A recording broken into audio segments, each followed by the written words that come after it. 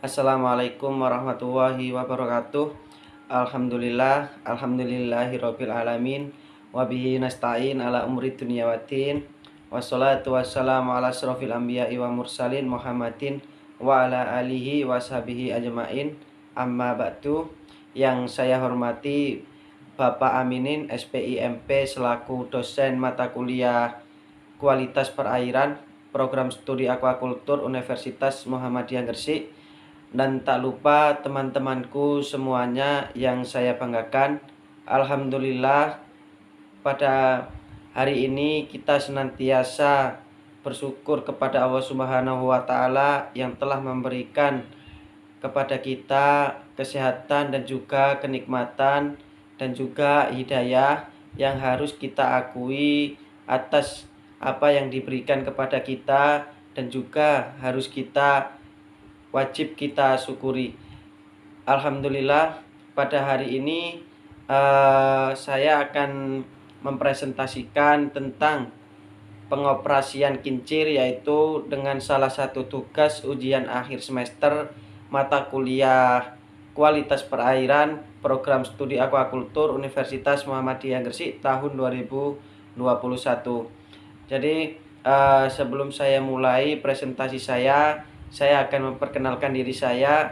Perkenalkan, nama saya Ahmad Salis Nifdol dengan nomor NIM 19.010/2004 akan mempresentasikan tentang pengoperasian dari kincir. Jadi sebelumnya saya akan membacakan sebuah latar belakang terlebih dahulu. Jadi udang faname itu adalah merupakan ekosistem di perairan buatan maupun alam tertutup.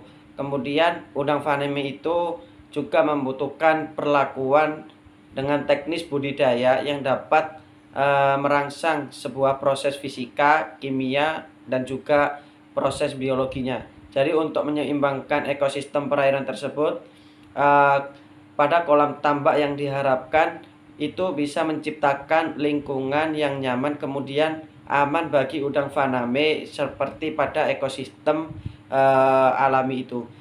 Jadi salah satunya yang memiliki peran penting yaitu dalam menciptakan sebuah kondisi perairan tambak pada terutama pada budidaya udang dalam skala intensif ataupun dalam skala semi intensif ataupun super intensif. Kemudian seperti yang disebutkan di atas adalah kincir air. Jadi untuk kincir air ini adalah biasanya kita lihat pada tambak-tambak itu kita melihat sebuah kincir air yang mana terdapat pada kolam yaitu dengan sistem intensif atau super intensif. Kemudian kalau kita melihat pada tambak-tambak tersebut tidak ada kincir airnya, berarti itu merupakan tambak dengan sistem ekstensif ataupun dengan sistem tradisional. Jadi kalau sistem tradisional itu tidak menggunakan teknologi apapun, jadi tradisional itu asli ataupun menggunakan sistem yang alami. Jadi pada kincir air ini untuk pemahaman dasarnya itu berkaitan dengan peran dan juga fungsi air. Jadi untuk beroperasi tambak udang faname itu sangat dibutuhkan. Jadi kincir air itu salah satu bahan utama, salah satu syarat utama ketika kita membudidayakan sebuah udang faname dengan sistem intensif atau semi intensif. Kemudian sehingga pada roda air ataupun bagian-bagian dari kincir air tersebut itu bisa dimainkan secara optimal. Kemudian aerator ataupun kincir air ini sebuah alat yang membantu untuk meningkatkan kadar oksigen ataupun DO itu di perairan tambak. Jadi untuk selain menyuplai oksigen terbaik di dalam tambak tersebut itu, kincir ini juga memiliki banyak fungsi yang lainnya. Jadi seperti membersihkan area permukaan air, kemudian ada dasar air, kemudian ada tambak sehingga menciptakan arus yang stabil sekaligus memberikan dasar kolam sehingga baik untuk pertumbuhan dan juga kesehatan pada udang yang kita budidayakan. Kemudian slide yang ketiga ini menjelaskan bahwa ada bagian-bagian dari kincir air tersebut. Jadi yang pertama itu adalah bagian yang pertama itu adalah sudu kincir yang bertipe lubang lonjong. Jadi di situ dijelaskan ataupun di situ ada sebuah gambar yang mana bisa kita lihat bahwasanya pada bagian merah itu di situ ada lubang yang berbentuk lonjong. Kemudian gambar pada yang kedua ini adalah sudu kincir dengan tipe lubang yang persegi 4 atau persegi. Jadi di situ ada gambar kotak-kotaknya. Kemudian yang ketiga itu adalah spesimen uji material plastik ataupun disebut GFRP. Jadi itu adalah bagian tengah atau bisa dikatakan sebagai stik bagian dari pasangan dari sudu kincir tersebut.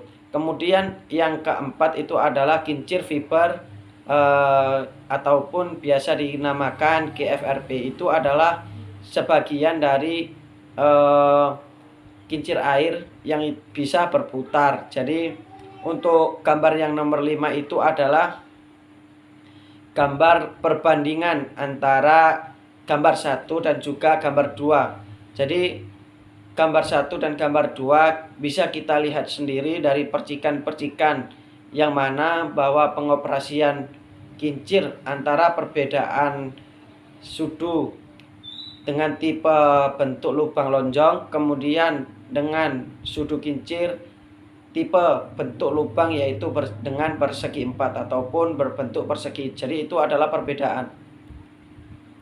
Kemudian untuk kekurangan dari kincir air ini ataupun apa saja kendala dari kincir air tersebut. Jadi kebutuhan ataupun kekurangan dari air ini adalah yang pertama itu membutuhkan tenaga listrik yang sangat banyak. Sudah pasti ketika kita melakukan budidaya kemudian kita menambahkan kincir air itu sudah pasti kita membutuhkan tenaga listrik yang sangat banyak. Kemudian yang kedua adalah mesin cepat panas sehingga kincir air itu mudah rusak. Jadi ketika kita membudidayakan udang faname, terus kincir air kita itu kita nyalakan 24 jam, itu sudah pasti mesinnya akan panas ataupun nanti konsekuensinya adalah mesinnya rusak. Jadi kalau kita membudidayakan udang pakai kincir air itu pasti sudah ada jam ataupun sudah ada waktu untuk menyalakan. Nanti bisa dijelaskan. Kemudian yang ketiga ini adalah tidak dapat mensterilkan tambak. Jadi ketika semuanya sudah mengalami kekurangan ataupun sudah mengalami kendala ataupun dari kincir air tersebut itu sudah mengalami kerusakan ataupun sudah tidak berfungsi, maka otomatis yang ada di tambak itu tidak akan steril karena mesin dari tenaga dari kincir air itu sudah rusak. Masuk pada kelebihan dari kincir air di tambak. Jadi fungsi ataupun kelebihan kincir di tambak itu selain menambahkan oksigen ataupun menambah DO, itu yang pertama adalah menciptakan sebuah air buatan, yaitu yang dibuat lebih alami dan juga membuat tingkat DO di perairan itu secara teratur untuk menstabilkan proses biologis di sekitarnya.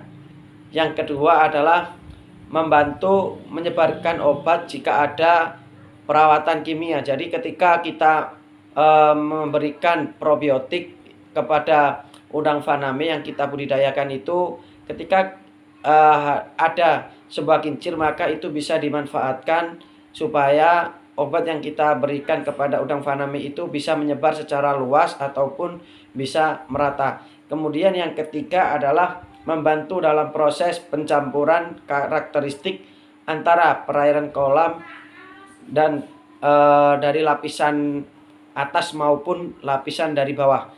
Yang keempat adalah membantu proses pemupukan air. Jadi itu ketika kita kasih bahan organik ataupun yang lainnya, bisa kita fungsikan kincir air itu supaya bisa merata. Kemudian yang kelima ini adalah membantu untuk mengarahkan kotoran dasar tambak ke pembuangan pusat, sehingga mempermudah dalam proses pembersihan pada dasar kolam. Jadi sudah pasti ketika ada kotoran ataupun amonia dari udang faname tersebut, maka otomatis kincir tersebut itu akan mengarahkan kotoran itu ke dalam pusat ataupun ke dalam jalur pada jalur pembuangan ataupun pengeluaran air tersebut. Kemudian slide yang keenam ini adalah mengenal dari bagian bawah pada kincir. Jadi tadi yang pertama tadi sudah menjelaskan bahwa bagian-bagian dari atas ataupun yang beroperasi pada atas. Sekarang kita mengenal bagian bawah pada kincir air. Jadi bisa kita lihat pada gambar yang ada di dalam slide ini, yaitu yang pertama ada motor ataupun itu biasa yang digunakan adalah mesin ataupun diesel ataupun dinamo. Jadi itu adalah fungsinya adalah untuk tenaga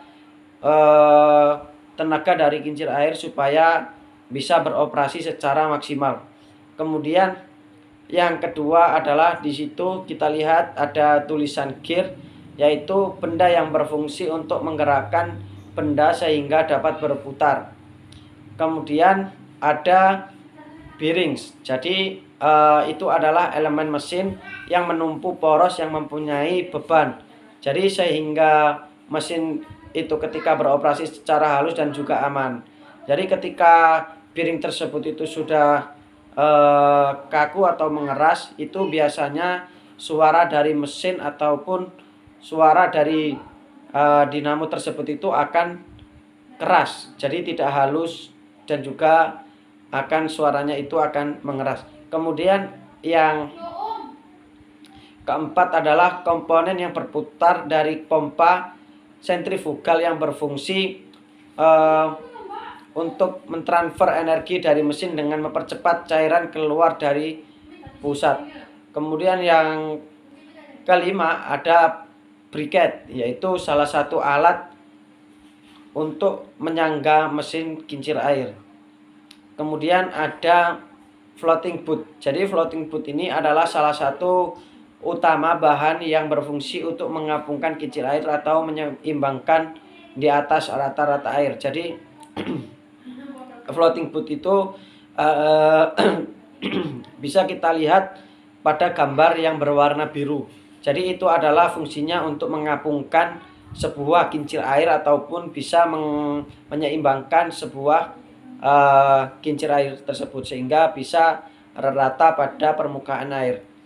Kemudian tip mendasar untuk menata kincir air pada tambak udang. Jadi yang pertama ada gunakan kincir air yang sudah terbukti kualitasnya. Kemudian yang kedua, perhatikan juga bahan dasar dari dinamo atau mesin kincir air, apakah tahan karat atau tidak. Yang ketiga adalah perhatikan antara kombinasi arah dan juga kombinasi pada posisi kincir pada satu petakan tambak udang. Kemudian yang keempat, perhatikan pada konstruksi tiang penyangga kincir air yang berada di tambak. Yang kelima itu harus kita atur di mana posisi dan juga arah kincir air itu yang sangat ditetapkan di tambak sangatlah bergantung dan juga dari bentuk desain tambak yang ada. Jadi bisa kita lihat bagaimana posisi tambak kita, kemudian bagaimana kultur ataupun kebutuhan kincir air tersebut. Jadi yang terakhir adalah jumlah kincir yang akan dipergunakan harus mempertimbangkan umur dan juga tingkat kepadatan populasi udang yang ada di tambak. Kemudian slide selanjutnya adalah alat penggerak kincir air ataupun alat yang salah satu mesin penggerak ataupun kekuatan sehingga biasanya itu bisa secara optimal. Jadi biasanya kincir air itu menggunakan yang pertama adalah mesin diesel. Jadi alat mesin diesel ini berfungsi jika mesin dinamo itu tidak kuat untuk menambah tegangan yang sangat tinggi, maka bisa digantikan dengan menggunakan mesin diesel ini. Nah, untuk bahan bakarnya itu membutuhkan bahan yang pertalit ataupun solar, biasanya itu pakai itu. Kemudian yang kedua itu mesin dinamo. Jadi biasanya kincir air itu juga sering memakai mesin-mesin dinamo. Jadi alat dinamo ini adalah alat yang biasanya dipakai ketika kincir air adalah dalam tegangan rendah. Kemudian yang ketiga adalah mesin genset. Jadi alat genset ini adalah berfungsi untuk menggantikan ketika ada kendala lampu mati sehingga kincir air itu bisa digunakan kembali ataupun bisa beroperasi ketika ada kendala lampu mati ataupun kendala konsleting listrik. Nah, slide selanjutnya adalah menentukan jumlah kebutuhan dari kincir.